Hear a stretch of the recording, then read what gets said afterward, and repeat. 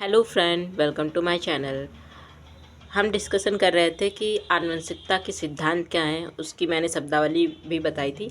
आज हम डिफरेंस के बारे में बताएंगे जो बहुत ही इम्पॉर्टेंट है, पूछे भी जाते हैं एग्जामिनेशन में। तो difference between genotype and phenotype, ये डिफरेंस बहुत ज़्यादा इम्पॉर्टेंट है, ये हर बार पूछा जाता है।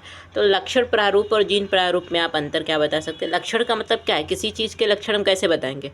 उसकी आकार, आकृति, रंग और स्वभाव आदि को देखकर ही उसके लक्षण बताए जा सकते हैं जो हमें प्रत्यक्ष रूप से दिखाई दें। और जीन प्रारूप में क्या होता है कि जीन प्रारूप किसी जीव के जीन संगठन को व्यक्त करता है जो वास्तव में उस जीव में विभिन्न लक्षणों को निर्धारित करता है। जीन क्या करते हैं? जीन से ही एक जीव में विभिन्न प्रकार के लक्षण निर्धारित होते हैं। फिर लक्षण प्रारूप में क्या होता है कि फिनोटाइप जो देखने में समान होते हैं, लेकिन जीनोटाइप संगठन समान या असमान भी हो सकता है। और जीन प्रारूप क्या होता है कि समान जीनोटाइप वाले जीवों का एक ही प्रकार के पर्यावरणीय अवस्था में परिवर्तन करने पर उनका फिनोटाइप कैसा होता है? समान होता है। क्योंकि एक ही समान पर्यावरणीय अवस्था में वो क्या कर रहे हैं? परिवर्तन कर रहे हैं। कौन? जीन हमारे। फिर आता है कि लक्षण प्रारूप का कि बाह्य रूप में दिखाए देने वाला जो रूप होता है वो फिनोटाइप उसका क्या करता है? प्रतिनिधित्व करता है। ये क्या है? लक्षण प्रारूप है जो हमें बाहरी रूप से दिखाई देता है। जैसे हमें पूछा जाए कि अर्थ के बारे में बताइए, तो अर्थ का जो हमको ग्लोब दिखाया जाएगा, वो जो बाहरी आवरण दिखाया जाएगा, वो क्या कर रहा है? उसका प्रतिनिधित्व कर रहा है। उसके अंदर क्या चल रहा है उसके बारे में नहीं पता। जीन प्रारूप में क्या होता है कि उसके अंदर क्या चल रहा है। किसी भी जीव के जीनोटाइप को स्थापित करने हेतु उसके पूर्वज के अध्ययन को आधार बनाया जा सकता है। जैसे मनुष्य के बारे में अध्ययन करना है तो उनके पूर्वज आदिमानव के बारे में भी आपको अध्ययन करना पड़ेगा कि पहले वो कैसे थे, उन्होंने आग की खोज कैसे की, पहिए का निर्माण कैसे किया। पूरा अध्ययन करने के बाद आप उनका निष्कर्ष निकाल सकते हैं। फिर डिफरेंस आता है आपका प्रभावी और प्रभावी में अंतर बताइए। प्रभावी, जिसका प्रभाव दिखाई दे।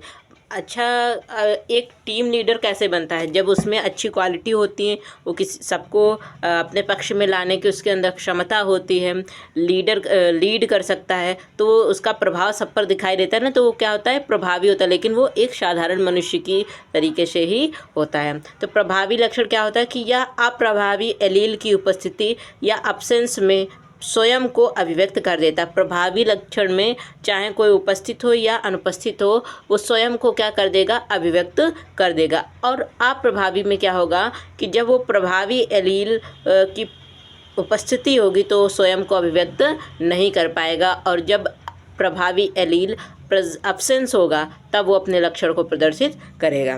फिर प्रभावी लक्षण क्या होता है कि ये सभी पीढ़ियों में अभिव्यक्त होता है। जो प्रभावी लक्षण होता है वो सभी पीढ़ियों में, चाहे उसके पेरेंट्स हो, उसके F1 पीढ़ी हो, F2 पीढ़ी हो, जो भी हो, सब में प्रदर्शित होगा। लेकिन अप्रभावी लक्षण सभी पीढ़ियों में अभिव्यक्त नहीं होता। इसी प्रकार समयुग्मजी और विषम युग्मजी के बारे में डिस्कशन करेंगे कि समयुग्मजी क्या है और विषम युग्मजी क्या है। तो सम का मतलब जिसमें समान एलील हो, ऐसे एलील जिसमें दोनों कारक समान हो, और विषम युग्मजी में ऐसे एलील जिसमें दोनों कारक, जैसे एक कारक हो और दोनों एलील कैसे हों? असमान हो। इसमें केवल क्या होता है कि एक ही प्रकार का जाइगोट बनता है सम युग्मजी में, और विषम युग्मजी में अलग अलग प्रकार के भिन्न भिन्न प्रकार के जाइगोट बनते हैं।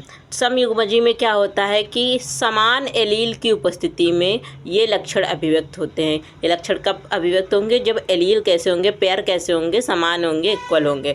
और विषम युग्मजी में क्या होता है कि समान एलील की अनुपस्थिति में ये लक्षण अभिव्यक्त हो जाते हैं, नहीं होते हैं। समयुग्मजी में जनन के समय एक ही प्रकार के गैमीट बनते। समयुग्मजी कैसे होंगे कि जब हमारा रिप्रोडक्शन होगा तो जो युग्मक होंगे वो कैसे बनेंगे? एक ही प्रकार के बनेंगे, और केवल एक ही प्रकार का जाइगोट का निर्माण होता है। विषम युग्मजी में क्या होता है कि जनन के समय एक ही प्रकार के गैमीट नहीं बनते हैं और जाइगोट इसीलिए उनका भिन्न भिन्न होता है। फिर समयुग्मजी में क्या होता है कि इसमें अतिरिक्त ओज क्रॉस उत्पन्न नहीं होता है। लेकिन विषम युग्मजी में जब जाइगोट अलग अलग होंगी तो हाइब्रिड भी अलग अलग बनेंगे। तो ये क्या था कि समयुग्मजी और विषम युग्मजी में डिफरेंस था। कल हम बताएंगे कि मेंडल साहब के नियम उन्होंने क्या कितने दिए, 3 नियम दिए थे, पृथक्करण, प्रभाविता और स्वतंत्र परिवहन का नियम। Thank you for watching, like and subscribe.